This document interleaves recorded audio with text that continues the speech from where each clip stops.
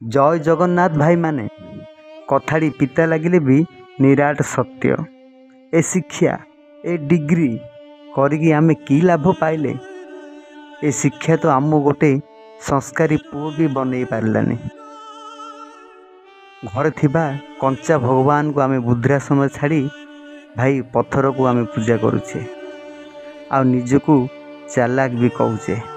वीडियोटी को लक्ष्य कर देखंतु आपण जानिपारिबे मो भाई रे यह गोटे वृद्धाश्रम एवं आपण माने एमानकर वेश पोशाक देखि जानी पारुथुवे एमाने केते शिक्षित परिवार रे हेथिबे। सतरे भाई ए शिक्षा की लाभ जी आमको संस्कार भी शिखे नाही। भाई जेते शिक्षित लोक अच्छी समकर बापा माँ एमती वृद्धाश्रम को बेसी जाती।